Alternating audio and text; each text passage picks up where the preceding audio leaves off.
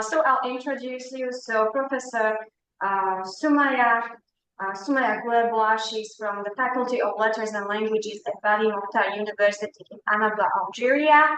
And she will present a paper on the journey of self-healing through Instapoetry and the example of Rupi Kaur, Naiva Zebian's, and Alexandra Vassiliou's selected poems. The Yes. Professor, the stage is yours. Yes, thank you. I'll try to share the screen. Okay.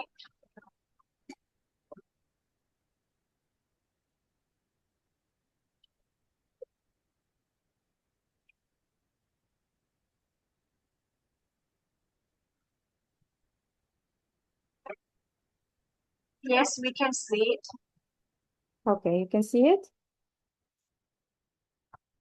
Yes. So I start? Yes. So my presentation is entitled The Journey of Self-Healing Through Instapoetry and the example of Rupi Kaur's, Najwa Zibian's, and Alexandra Vassiliou's selected poems. So Instapoetry is a powerful source of self-healing and self-discovery. Writing poetry, reading and sharing it with a community of followers helps both poets and their subscribers on Instagram to alleviate their painful and traumatic experiences, promote their self-awareness, and uphold their personal growth. So I move on to the second slide.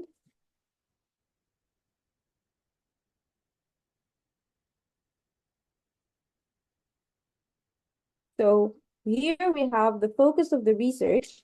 So this research focuses on the poems of Rupi Kaur, The Sun and Her Flowers, and Homebody, Najwa Zibian's Sparks of Phoenix, and Alexandra Vassiliou's Dare to Let Go.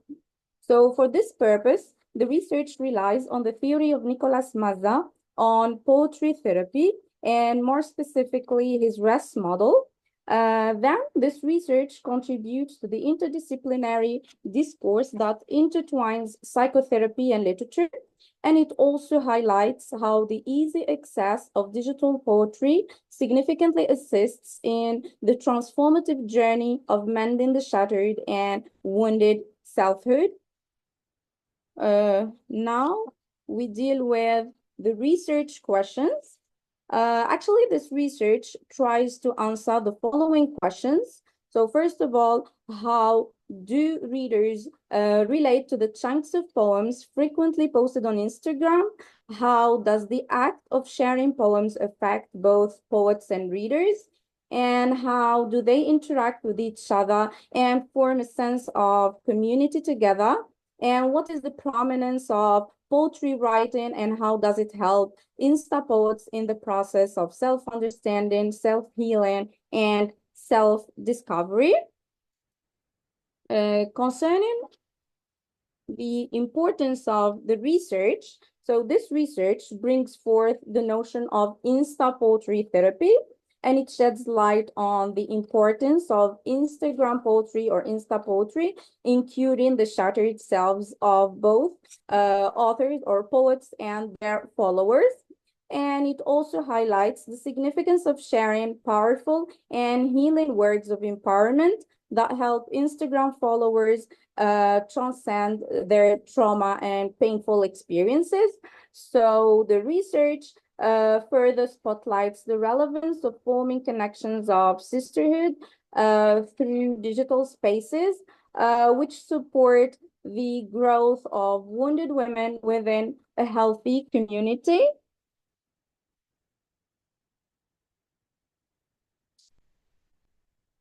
So speaking about the characteristics of Insta poetry, so we can say that first of all, by speaking about the definition of Insta poetry, we can say that it's a form of online poetry published on Instagram as short posts, and it's often characterized by simple language, direct and short lines, and joined by pictures and videos.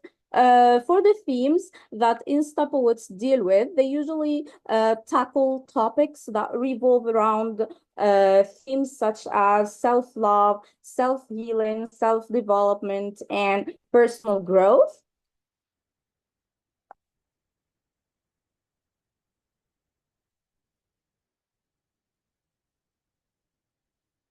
So speaking about the rise of Insta poetry, the prolific posts of Insta poets have gained them millions of followers.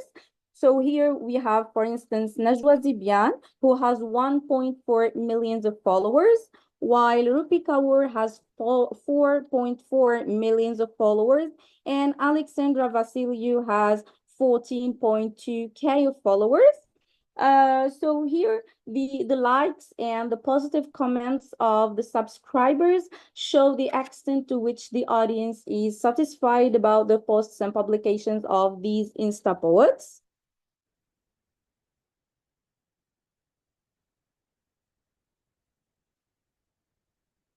Now we move on to hashtags and community building. So hashtags for Insta poets play on the validity and perceptibility of the content Insta poets share, and importantly, allow them to connect with new followers and broaden their community members. Hashtags allow poets to connect with their audience, and in this sense, Insta readers can easily find the themes they want to explore through a hashtag. Examples about the Insta poets' use of hashtags are Alexandra Vassiliou's hashtags. Here we have examples such as poetry community, poetry of Insta, letting go, healing journey, etc. And we have Rupi Kaur's hashtags such as the sun and her flowers and healing through words. So we notice here that Vassiliou's hashtags are more general and deal with themes that combine poetry and healing to target a wider audience.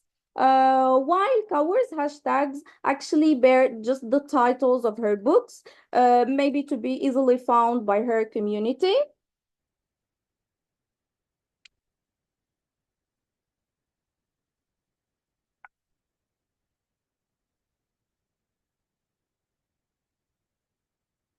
Now we deal with the link between poetry therapy and Insta poetry.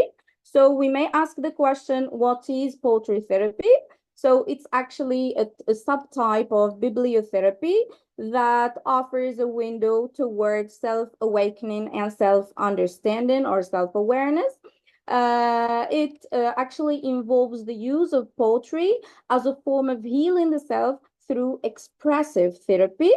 And Insta poetry, fosters a sense of connection between the poet and the Insta followers, which offers them hope and inspiration.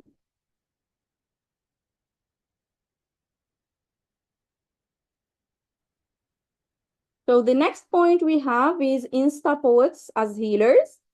So posting pieces of poetry on Instagram has a healing impact on the poets in the first place. Actually, the active writing helps them purge themselves from negative feelings and get a better understanding of their inner selves. Insta poets indeed carry a noble message that teaches their followers to create a better version of the self through being kind, patient, and forgiving with themselves.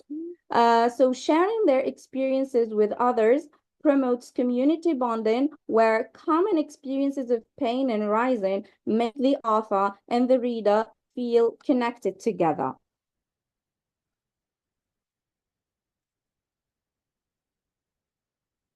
So the next point here we have is Nicolas Mazza's rest model of poetry therapy.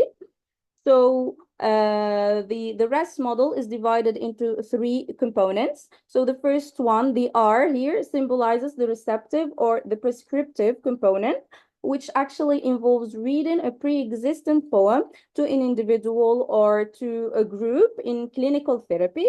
And here the choice of the poem has to reach the patients and it needs to touch on their hearts, which offers a safe space to navigate the challenges they face. The E stands for the expressive or the creative component, where poetry writing can be an expressive tool that has a purging and a transformative effect. And the final one is the S, which is about the symbolic or the ceremonial component, where symbols are pictures or metaphors that express emotions, actions, or beliefs.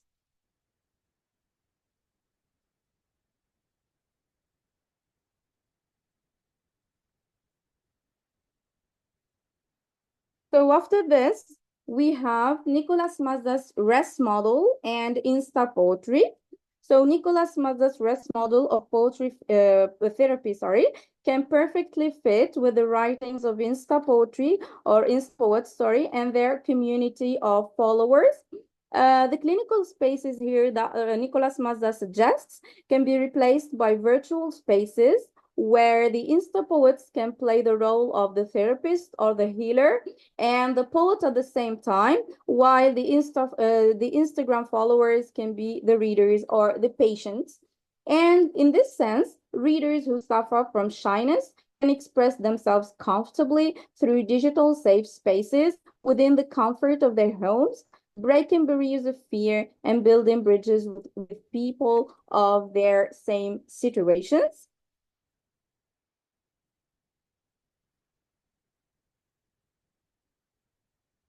Now, speaking about the criticism that has been given to Insta poets, we can say that Insta poetry has been criticized as superficial, oversimplified, and lacking depth and complexity.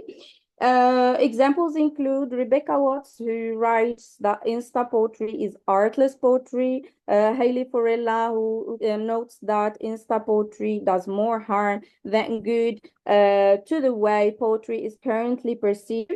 However, the Insta poets understudy Rupi Kaur, Najwa Zibian, and Alexandra Vassiliou take poetry to a new horizon as they turn into life-changing therapists who accompany their readers throughout their journey of survival, self-growth, and self-development.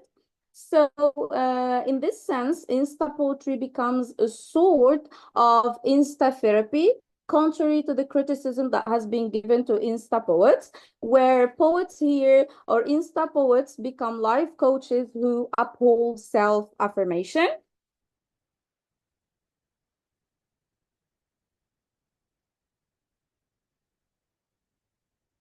So the next point is Rupi Kaur and her Insta poem, The Sun and Her Flowers.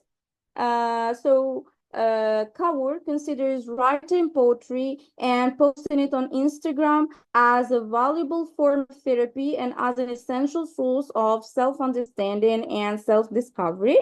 As you can see, her poetry book is divided into 5 chapters, and this chapter division actually mirrors the life cycle of any flower and symbolizes hope. So starting with the first chapter, which is wilting, it symbolizes the hardships and suffering that a person may come across. The second chapter is fallen, and it's about drooping, going through abuse and depression. The third one is called rooting, and it delves into keeping up with hope.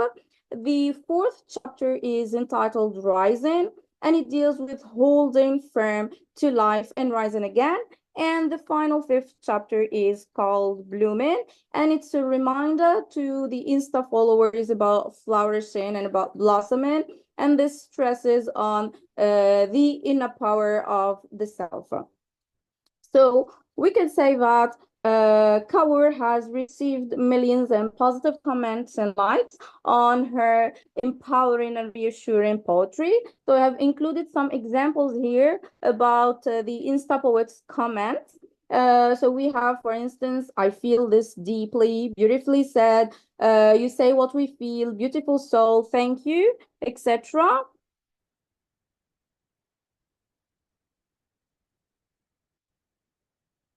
So here we have Rupi Kaur's second Insta poem, which is Homebody.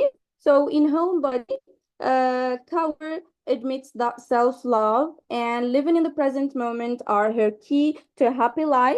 And we can say that Homebody is a poem of reconciling both the soul and the body and of piecing together the fragmented pieces of the self. Here on the right, I have included a poem from Kaur's book, I'm Not a Victim of My Life. What I went through fueled a warrior out of me. And it's my greatest honor to be her.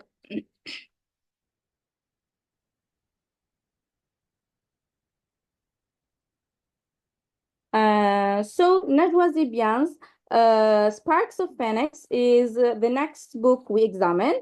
So we can say that Najwa Zebian's story of survival is similar to the story of the immortal bird Phoenix from the Egyptian mythology, which takes its power from the sun and rises from the ashes of its ancestors. So according to Najwa Zebian, going through pain and through suffering is part of the healing journey or of the healing process. For Zibian, writing poetry is an empowering source that helps her to regenerate herself and emerge from the ashes and, not only as a survivor, but also as a therapist to her followers.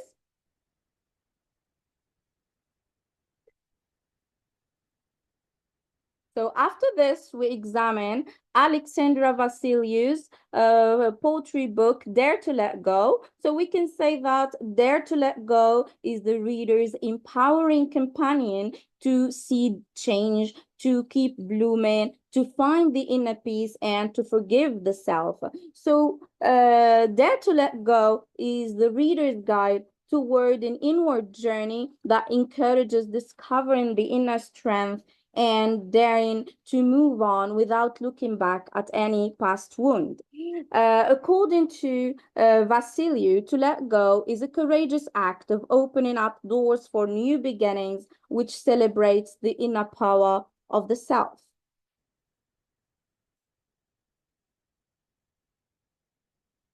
Alexandra Vassiliou has actually received many welcoming comments on her uplifting poetry book, Dare to Let Go, and this stresses on the importance of inner or of positive change and the search for inner peace. I have included some examples from the comments on Instagram.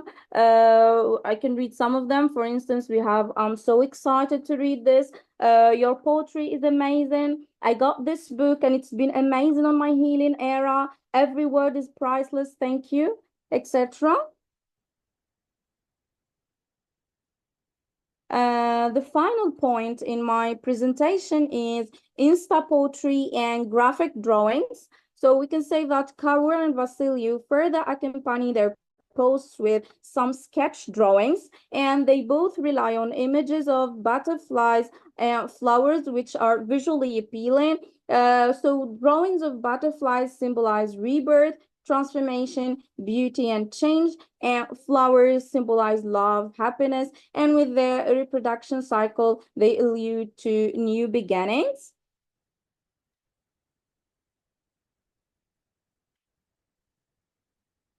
We move on to the conclusion. So we can say that Insta poets have made poetry more accessible to the wider audience. So with its incorporation of technology, Insta poetry contributes to the field of psychotherapy by assisting the well-being of its readers. And Insta poets extend their production of interactive healing or two interactive healing books, such as here included two examples, Rupi Kaur's Healing Through Words and The Only Constant by Najwa Zebian. So these books are some guided writing exercises which encourage the readers to face trauma and to rise after falling and to re-emerge from the ashes. Thank you. Okay, thank you very much for your presentation. Now there's space for questions from our audience.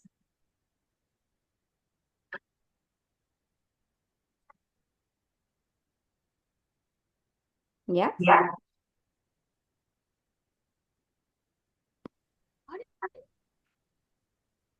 They're recording our class. Okay, I'm muted. May I have a question? Yes, please. Thank you for this lovely presentation. By the way, there are quite many students in the audience, so maybe they may respond also. So this is like to encourage them to talk, because I know that Instagram poetry is quite popular with my students also. So this is like an opening for them to talk if they wish about their experience. But first, I have a question for you. And that would be, you reported very well on the situation. What is it like? Why people read Instagram poetry? What effect does it have on their well-being, on their mental health? What about you as a reader? Do you read this kind of poetry? And if yes, what benefits does it bring to your life? Yes. So, thank you, Professor, for the question. So sometimes, yes, I'm a follower of these Insta poets actually on Instagram, and yes, what I have benefited from reading these poems. Sometimes I may be going through some difficult situations, so we can say that these words or their words come just at the right moment or at the right time. Sometimes we all go through tough times. So when we read some encouraging words, we get motivated, we get encouraged, let's say, to move on, actually. Okay, so if we are hurt by someone, or if we go just through any difficult moment, so if we read a beautiful word, it touches the heart and it encourages us just to forget about that wound and focus on our present moment. Okay, so there is no time to think of that past wound. Actually, it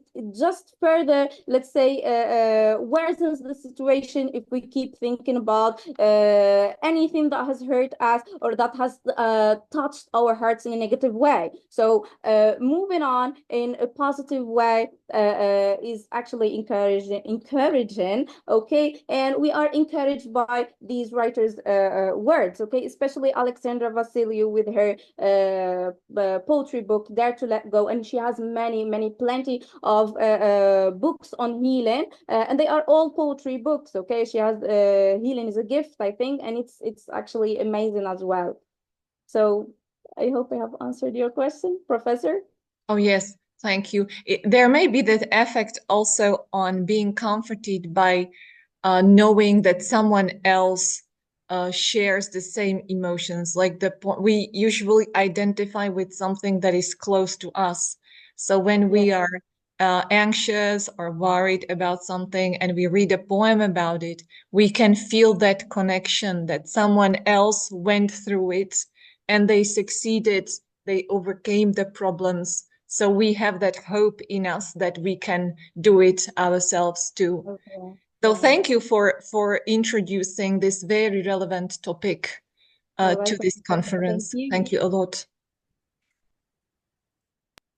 I have a related question. So we mentioned the effect of reading such poetry, but how about writing? Do you write any such poems yourself, or maybe if not Insta poetry, any other kind of poetry? Well, it has been a long time, to be honest, that I didn't write, but sometimes I write some poems, but I just keep them for myself. And especially when I'm in a tough situation. Maybe it may seem weird, but I don't write when I'm happy or when I'm in a good situation. So I write just when I'm going through some hardships. Yeah, I think that's common to all writers. I also write some poetry. I don't publish them on Instagram. I have a website which is not very well known, nonetheless. But yeah, I have the same experience that I usually write when I am full of emotions, rather negative emotions that I want to give out, and I need to write it out. Yeah. Yeah. And I have another question, which is more related to the form of Insta poetry. I googled out the authors and their books, and I see that they are published as traditional biblical books. So, is it called Insta poetry because they first published them on Instagram, or does it have to have like a certain form to be called an Insta poetry? uh, this is my personal opinion, okay? So I think that it is called Insta poetry, or they are called Insta poets, not just because actually they publish the real paper books, but the publication on Instagram, it doesn't go just like through a whole block of the whole poetry book. No, it's as if each time they give like a piece from their writing on Instagram. And actually, this is, I think, it's kind of a strategy for them to motivate, to encourage, as if the reader or the follower is living with them. You understand me? Yeah. So I think this is why it is called Insta poetry. And if we try to explain actually the word of Instagram, I think it's kind of it can be divided into, or it can be separated into two words, which are instant gratification. So yeah. So actually, this is we can say the role of Instagram itself. Okay, it tries to give that instant gratification to the followers, and each writer, each poet has his or her own topics to deal with. Yeah. Thank you for the answer. Yeah, I noticed that I'm actually familiar with Rupi Kaur's poetry, even though I didn't know that before. I just now realized that I saw some of her texts on Facebook instead of Instagram. And yeah, for me, as you mentioned at the beginning, there's a lot of criticism about whether it is a true poetry or not. Yes. So I sometimes also question this, because the way how the poems are written, that's Yeah. not really poem. It's more Yeah. like a statement or like a confession. Yeah. Yeah. Okay, so maybe any questions from our students or anybody else in the audience?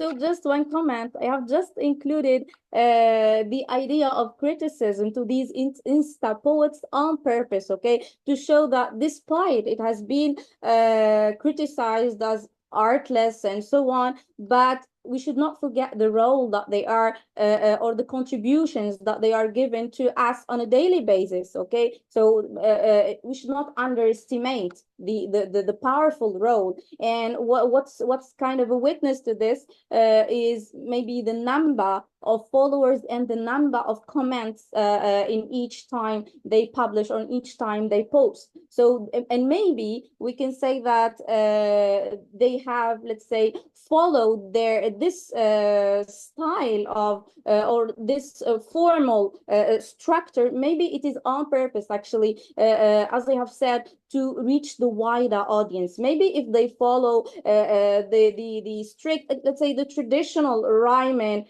pattern and the language, even the language, if you notice, is very simple. It's not the usual language that we see in common poetry writing. And maybe this is on purpose because they have a message to deliver, or they have, let's say, a message to carry, which is the notion of healing. Okay, so it's maybe their purpose is to reach the largest number of followers.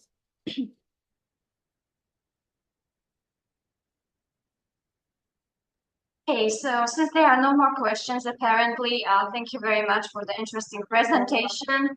It was really engaging for me too.